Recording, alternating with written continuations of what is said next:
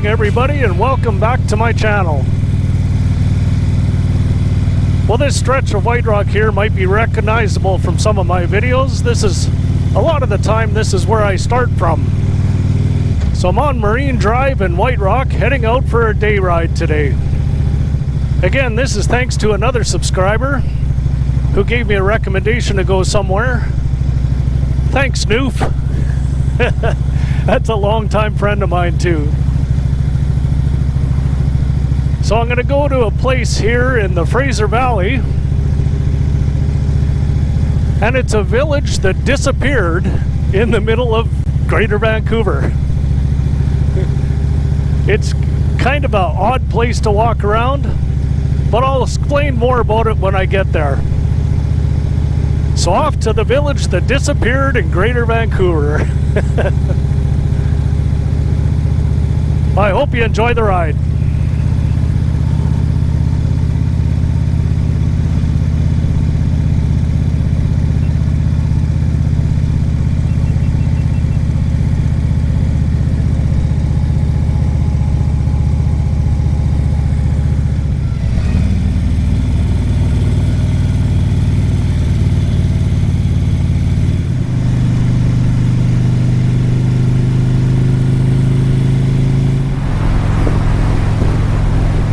So what do I mean by a village that disappeared right in the middle of Greater Vancouver? Well, the place I'm going to was a community that was not replaced by anything. They didn't put a mall over it or a parking lot or whatever. It was an active, vibrant community that just shut down, and they took everything away, and the roads are left behind, and fire hydrants and stuff like that, but Mother Nature is taking it over again. It's really quite an interesting area, and if you don't know the history of that community, you kind of walk through the area and wonder why. Anyway, I did some research to find out what this area was all about. And again, it's so close to where I lived for years and I never knew anything about it. And I find it quite interesting. And on another side note, back in 1982, I think it was, or 1983, this area is where I took my initial motorcycle training. And when we were moving, I found that card. So I'll put a little picture of it here.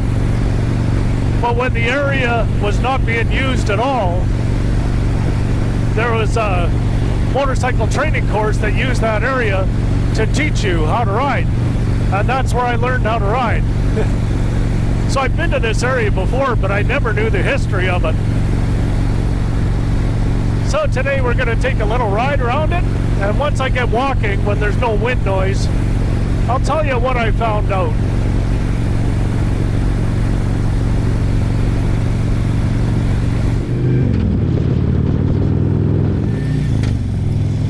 So right over there to the left, that's Boundary Bay Airport. The airport wasn't being used, I think it was between 1971 and 1984.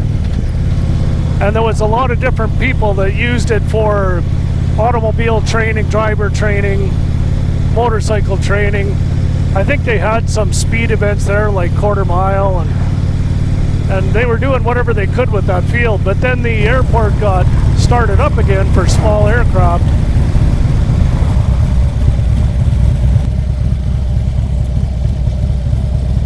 So this is the Boundary Bay Airport.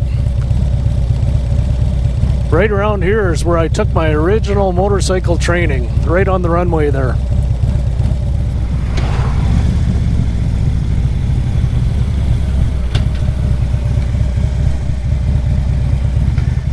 So here we are at the parking lot now, and this area is basically used for dog walking now. It's an off-leash area.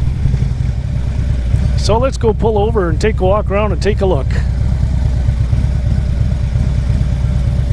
Hi.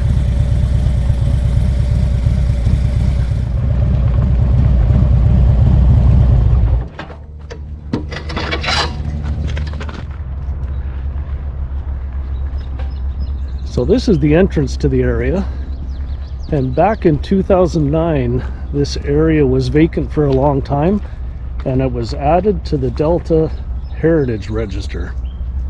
So it's a protected area now. But originally this area was developed in 1941 when the airport was built, and it was a Canadian Armed Forces flight training school. I guess that didn't last too long. I think it closed by May of 42, and then it was converted to a fighter squadron that was for local defense during the war. And that only lasted for a couple years. I think that was till 1944.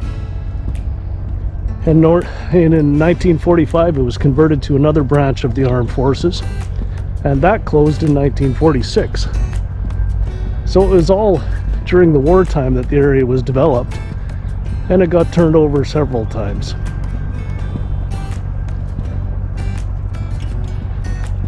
But you can see here, it's like a roadway and network of roads in the middle of the bush. And the first time it came here, it kind of confused me about why is it all like this, and yet there's nothing. It looks like a community. That's when I looked into the history of it.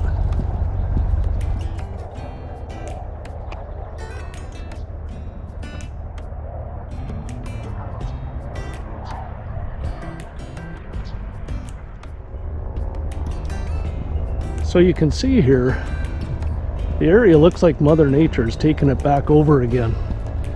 You can still tell the streets are here, but the roots and trees are starting to take it back. So this village here was known as Vancouver Wireless Station.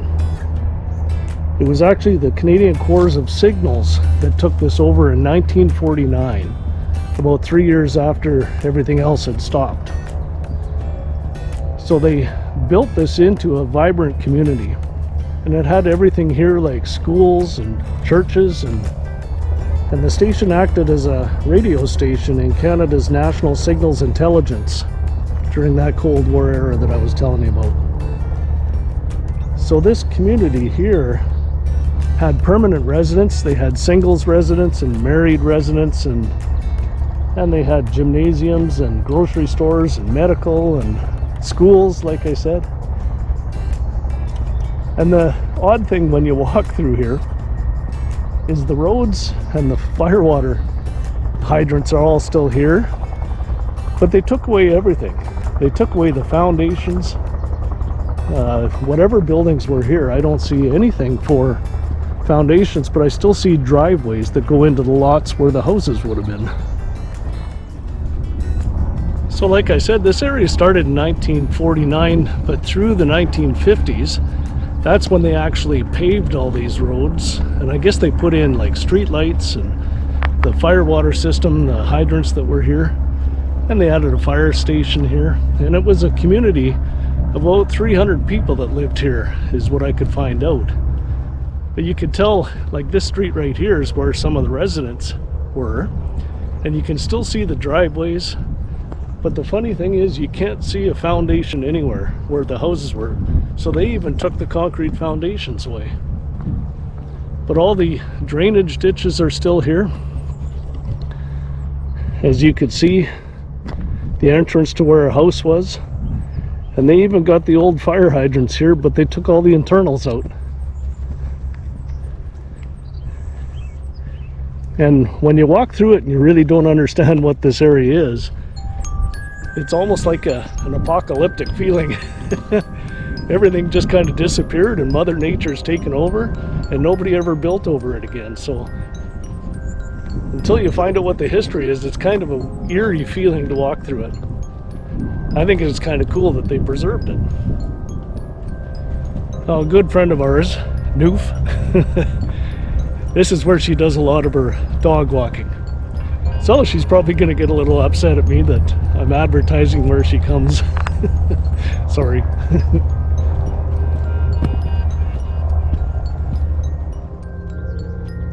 So this area was active from 1949 up until 1971. And that's what I could find online with some of the research I did. It was closed down in 71 and remained inactive between 71 and 83. Now I can't find any details of when they actually took everything out of here. My guess is they probably took it all out when they closed it down, so they actually left nothing behind. Probably a military standard. Anyhow, it's a beautiful place to go for a walk. And this is what I mean by the village that disappeared. But the grid is still here.